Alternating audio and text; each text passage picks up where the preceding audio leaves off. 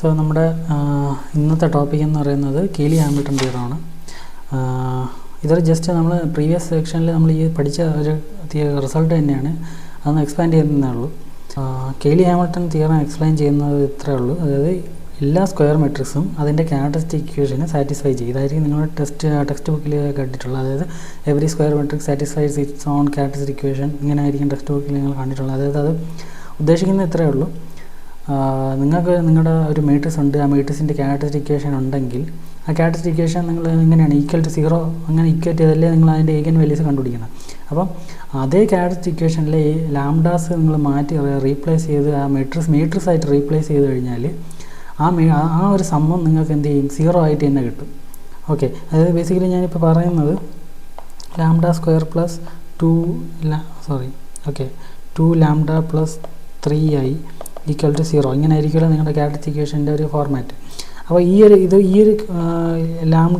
Characteristic equation എന്ന് പറയുന്നത് A എന്ന് പറഞ്ഞാൽ മീറ്റേഴ്സിൻ്റെ ആണെന്ന് വയ്ക്കുക.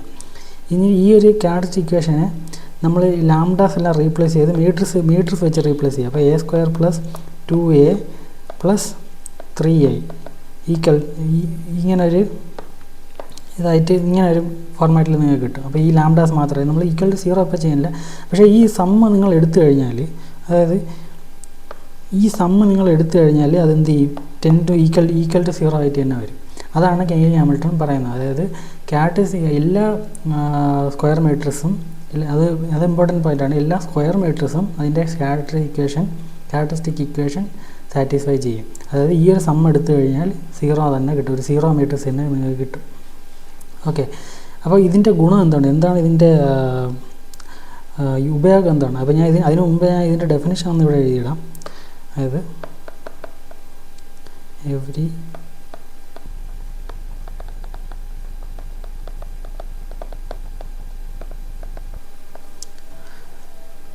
ഓക്കെ, നമുക്ക് ഇനി ഇതിൻ്റെ ഒരു ഉപയോഗം നമുക്കൊരു പ്രോബ്ലത്തിലൂടെ നമുക്ക് മനസ്സിലാക്കിയെടുക്കാം.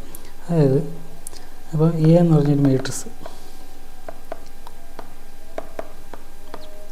ഓക്കെ, ഇതിൻ്റെ ക്യാരക്ടറിസ്റ്റിക് ഇക്വേഷൻ എങ്ങനെയാണ്, നമ്മൾ എ മൈനസ് ലാംഡ എന്ന് പറഞ്ഞ ഫോർമാറ്റിലേക്ക് മാറ്റിയിട്ട്, അതായത് എ മൈനസ് ലാംഡ ഐ, ഈ ഒരു മാട്രിക്സിനെ എ മൈനസ് ലാംഡ ഐ ഫോർമാറ്റിലേക്ക് മാറ്റിയിട്ട് അതിൻ്റെ ഡിറ്റർമിനൻ്റ് ഈക്വൽ ടു 0 ചെയ്യുമ്പോഴാണ് നമുക്ക് എന്ത് ചെയ്യണം, ക്യാരക്ടറിസ്റ്റിക് ഇക്വേഷൻ കിട്ടുന്നത്. അപ്പോൾ നമ്മളിങ്ങനെ ഫോർമാറ്റിലേക്ക് മാറ്റാം. -3 minus lambda 2 minus 1 minus lambda 0 minus lambda ഇല്ലേ, അപ്പം മൈനസ് ലാംഡ ഈക്വൽ ടു 0 ചെയ്യണം. അപ്പോൾ നമ്മൾ ഇതിൻ്റെ ഡിറ്റർമിനൻ്റ് എടുത്ത് കഴിയുമ്പോൾ -3 minus lambda plus 2 equal to 0. അപ്പോൾ lambda square plus 3 lambda plus 2 equal to 0. Okay,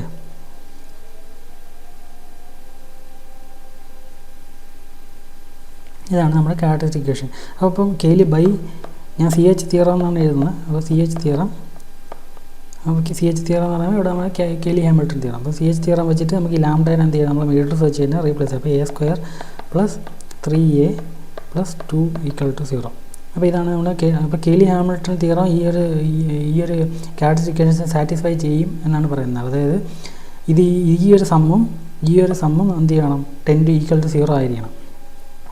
അപ്പോൾ നമ്മൾ ഇത് മീറ്റേഴ്സ് ആയിട്ട് റീപ്ലേസ് ചെയ്യുമ്പോഴേ നമ്മൾ ശ്രദ്ധിക്കേണ്ട ഒരു കാര്യം എന്ന് പറയുന്നത്, ഇവിടെ ഇതൊരു ജസ്റ്റ് ഒരു ഇക്വേഷൻ ആണല്ലേ, ഇവിടെ നമുക്ക് കോൺസ്റ്റൻസിനെ വലിയ കാര്യമായിട്ട് എടുക്കേണ്ട ആവശ്യമില്ല.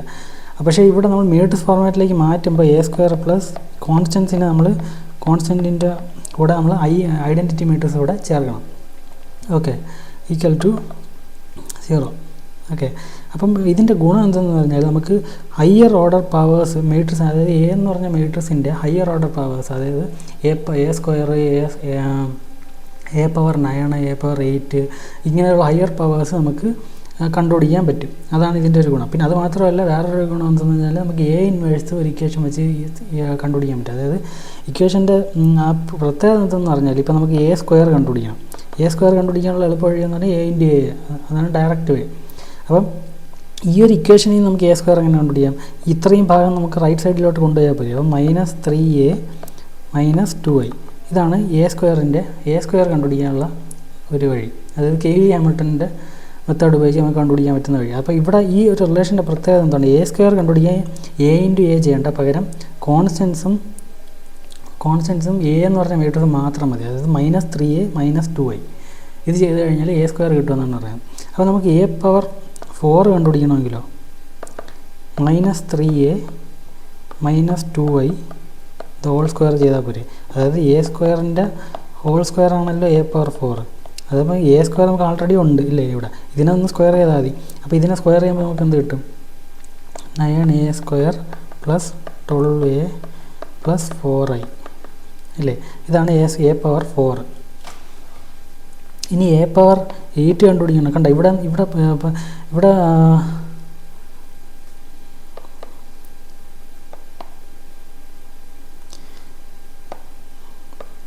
അപ്പോൾ ഇവിടെ നമുക്ക് വീണ്ടും എ സ്ക്വയർ എന്ന് പറഞ്ഞ ടേം വന്നിട്ടുണ്ടല്ലേ.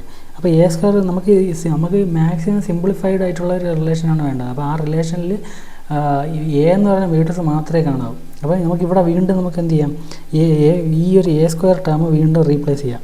അപ്പം 9 ഇൻറ്റു -3a -2i പ്ലസ്, അത് ബേസിക്കലി ഞാൻ ഇതിനടുത്ത് വിട്ട എ സ്ക്വയറിനെ സബ്സ്റ്റിറ്റ്യൂട്ട് ചെയ്തു, അത്രേ ഉള്ളൂ, പ്ലസ് 12a പ്ലസ് 4i ചെയ്യുമ്പോൾ -15a -14i എന്ന് പറഞ്ഞൊരു റിലേഷൻ കിട്ടും. അപ്പോൾ ഇതാണ് എന്ത് ചെയ്യണം? നമ്മുടെ എ പവർ 4 ആണ് ഈ കിടക്കുന്നത്. ഓക്കെ, ഇനി എ പവർ 8 കണ്ടുപിടിക്കണമെങ്കിലോ എ പവർ 8 എന്ന് പറയുന്നത് എ പവർ 4ൻ്റെ ഹോൾ സ്ക്വയർ അല്ലേ. അതായത് ഈ -15a -14i ഇതിൻ്റെ സ്ക്വയർ എടുത്താൽ മതി, കാരണം അത് ആൾറെഡി എ പവർ 4 ആണ്. അപ്പോൾ എ പവർ 8 എന്ന് പറയുന്നത് എന്താണ്? 225a square plus 20a plus 196i. Okay, അപ്പോൾ ഇവിടെ എ സ്ക്വയർ വന്നിട്ടുണ്ടല്ലേ. അപ്പോൾ ഇവിടെ നമ്മൾ ഈ സംഭവം എടുത്ത് സബ്സ്റ്റിറ്റ്യൂട്ട് ചെയ്താൽ മാത്രം മതി. അപ്പോൾ 225 -3a -2i 420a plus i.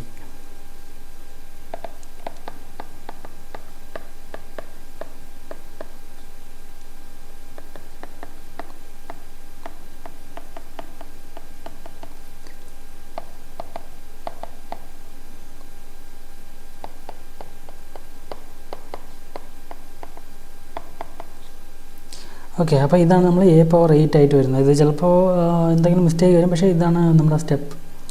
Okay, എൻ്റെ കാൽക്കുലേഷൻസ് കറക്റ്റ് ആണെന്ന് തോന്നുന്നു.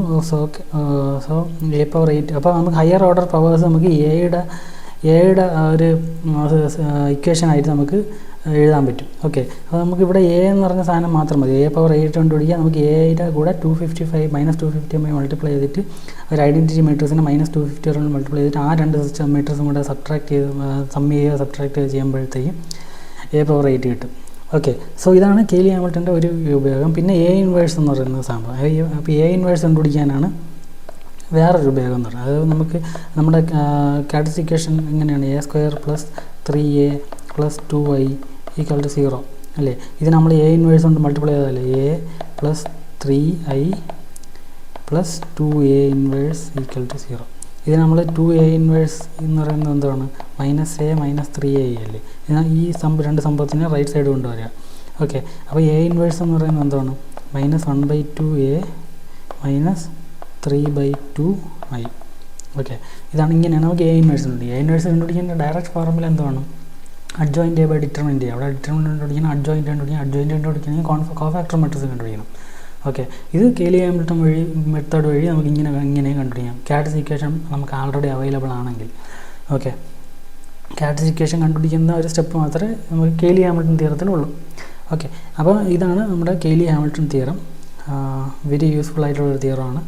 സോ മനസ്സിലായെങ്കിൽ ഐ എം ഹാപ്പി. മനസ്സിലായില്ലെങ്കിൽ എന്തെങ്കിലും ഡൗട്ട് ഉണ്ടെങ്കിൽ നിങ്ങൾ കമൻറ്റ് സെക്ഷനിൽ അറിയിക്കുക. Thank U.